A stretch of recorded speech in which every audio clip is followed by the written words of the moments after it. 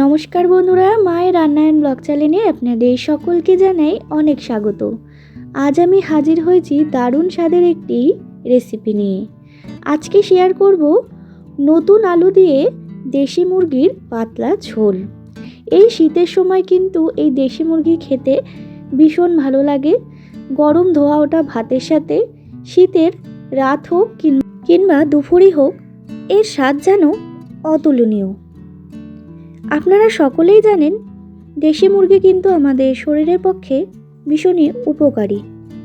অনেক সময় ডাক্তাররাও রেকমেন্ড করে থাকে কিছু কিছু রোগীদের এই দেশি মুরগি খাওয়ার জন্য। তবে আমি আজকে খুবই হালকাভাবে, খুবই কম মশলায় এই দেশি মুরগির ঝোল করে দেখিয়েছি। সেটাই আজকে শেয়ার করব। আমার এই রেসিপিটা জানতে হলে কিন্তু ফুল ভিডিওটা দেখতে হবে। তো চলুন শুরু করা যাক। তার আগে যারা এখনও চ্যানেলটাকে সাবস্ক্রাইব করেননি তারা অবশ্যই চ্যানেলটাকে সাবস্ক্রাইব করে পাশে থাকা বেল আইকনটা ক্লিক করে রাখবেন। তো এখানে প্রথমেই আমি নিয়েছি দেশি মুরগি। এখানে 1 কিলো পরিমাণ দেশি মুরগি নেওয়া আছে। এরপর দিয়ে দিচ্ছি আমি উপর থেকে লবণ। আমি মাংসটাকে কিছুক্ষণ ম্যারিনেট করে রেখে দেব। এরপর দিয়ে দিলাম আমি পরিমাণ মতো হলুদ গুঁড়ো, 2টো তেজপাতা এবং দিয়ে দিলাম একটা বড় সাইজের পেঁয়াজ কুচি, আর দিয়ে দিলাম উপর থেকে কাঁচা সর্ষের তেল। এবার খুব ভালো করে মেখে ঝুঁকে কিন্তু আমি বেশ কিছুক্ষণ রেখে দেব, যাতে মাংসটার ভিতরে খুব ভালো করে মশলাটা ঢুকে যায়। এরপর আমি একটা মিক্সিং জারের মধ্যে কিছু মশলা পেস্ট করে নেব। দিয়ে দিলাম পরিমাণ মতো আদা, পরিমাণ মতো রসুন, আর দিয়ে দিলাম কয়েকটা গোটা কাঁচা লঙ্কা। এরপর দিয়ে দিলাম আমি শুকনো লঙ্কা। শুকনো লঙ্কাটা আপনারা যদি না খান তাহলে নাও দিতে পারেন। আর দিয়ে দিলাম গোলমরিচ এবং একটা টমেটো। এবার মিহি পেস্ট তৈরি করে নিয়েছি। আর এই দেশি মুরগির ঝোলে কিন্তু গোলমরিচের টেস্টটা অসাধারণ লাগে। এরপর মূল পর্বে ফেরা যাক। আমি সরাসরি গ্যাসে একটি কড়াই বসিয়ে দিয়েছি। তার মধ্যে দিয়ে দিলাম আমি পরিমাণ মতো সর্ষের তেল। পুরো রেসিপিটা আমি সর্ষের তেলেই করব। আপনারা চাইলে রিফাইন্ড অয়েলেও করতে পারেন, কিন্তু সর্ষের তেলে করলে এর টেস্টটা বেশি ভালো হয়। তো দেখুন তেলটা গরম হয়ে গেছে। এরপরে আমি দিয়ে দিচ্ছি পরিমাণ মতো লবণ, আর দিয়ে দিলাম গোটা গরম মশলা ফোড়নের জন্য। তারপরে আমি 2টো মিডিয়াম সাইজের পেঁয়াজ কুচি দিয়ে দিলাম। এবার পেঁয়াজটাকে একটু ভেজে নিচ্ছি। তো দেখুন বন্ধুরা, পেঁয়াজটা একটু হালকা লাল করে ভেজে নিয়েছি। পেঁয়াজটা একটু নরম হয়ে গেলেই দিয়ে দিতে হবে সেই মিক্সিতে পেস্ট করা মশলাটা দিয়ে কিন্তু আমি বেশ কিছুক্ষণ নাড়িয়ে চাড়িয়ে নেব, যাতে মশলার কাঁচা গন্ধটা একটু যেন মজে আসে। এর মধ্যে যেহেতু রসুন আছে, আদা আছে, তাই একটুখানি কাঁচা গন্ধ বেরোয়। তার জন্য একটুখানি নাড়িয়ে চাড়িয়ে কষিয়ে নিলে কিন্তু গন্ধটা অনেকটাই চলে যায়। এরপর দিয়ে দিলাম পরিমাণ মতো হলুদ গুঁড়ো।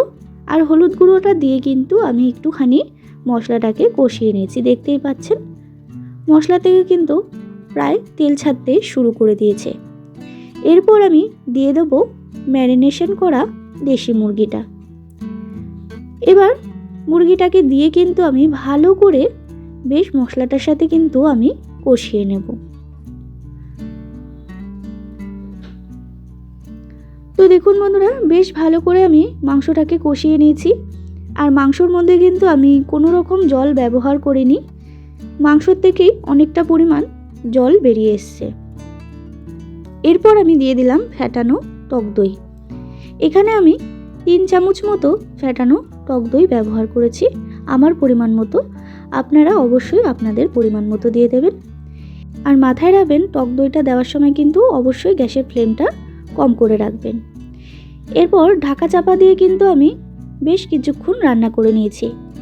আর এই দেশি মুরগি কিন্তু ঢাকা চাপা দিয়ে রান্না করলেই তবেই সেদ্ধ হয়। আপনারা চাইলে প্রেসারেও দিতে পারেন, তবে আমি এখানে প্রেসারে দিইনি, আমি এখানে কড়াইয়ের মধ্যেই করছি। এরপর দিয়ে দিলাম আমি পরিমাণ মতো গরম জল। আর মাংসতে সবসময় চেষ্টা করবেন গরম জল দেওয়ার, তাতে কিন্তু এই মাংসের টেস্টটা আরও অসাধারণ হয়। আমি এখানে আমার পরিমাণ মতো দিয়ে নিয়েছি। আপনারা যদি একটু ঝোল কম খান কিংবা এর থেকেও বেশি যদি ঝোল খান, তাহলে আর একটু পরিমাণ বেশি দিয়ে দেবেন। এরপরে দিয়ে দিচ্ছি আমি কেটে রাখা নতুন আলু। এইখানে আমি আলুটা কাঁচাই দিচ্ছি, আপনারা চাইলে কিন্তু আলুটা একটু ভেজেও নিতে পারেন। এবার ভালো করে কিন্তু আমি কিছুক্ষণ ঢাকা চাপা দিয়ে রান্না করে নেব। তাতে আলুটাও সেদ্ধ হয়ে যাবে আর মাংসটাও অনেকটা পরিমাণ সেদ্ধ হয়ে যাবে। তো দেখুন বন্ধুরা, ঝোলটা কিন্তু অনেকটাই মজে এসছে, দেখতেই পাচ্ছেন। আর আলু মাংস সমস্ত কিন্তু সেদ্ধ হয়ে গেছে। এখানে দেখে বুঝতেই পাচ্ছেন কতটা লোভনীয় হয়েছে এই ঝোলটা। এরপরে আমি দিয়ে দিলাম গুঁড়ো গরম মশলা আর দিয়ে দেব 1 চামচ মতো ঘি। এই ঘি আর গরম মশলার ফ্লেভারটা কিন্তু অসাধারণ লাগে এই মাংসের মধ্যে। এবার একটু নাড়াচাড়া করে কিন্তু আমি একটু ফুটিয়ে নিলেই রেডি হয়ে যাবে আমাদের এই দেশি মুরগির পাতলা ঝোল। তো চলুন এরপর কিন্তু আমি পরিবেশন করে দিচ্ছি গরম ভাতের সাথে। এরপর পরিবেশন করে দিন এই দেশি মুরগির পাতলা ঝোল। অসাধারণ টেস্ট লাগে এই রকমভাবে তৈরি করলে, আর সমস্ত মাংসও কিন্তু সেদ্ধ হয়ে যাবে এই রকমভাবে ঠিক তৈরি করলে। এইভাবে বাড়িতে অবশ্যই ট্রাই করে দেখবেন, সবাই আঙুল চেটে খাবেই। আমার এই রেসিপিটার মধ্যে যদি কিছু ভালো লেগে থাকে তাহলে অবশ্যই একটা লাইক, কমেন্ট, শেয়ার করতে ভুলবেন না।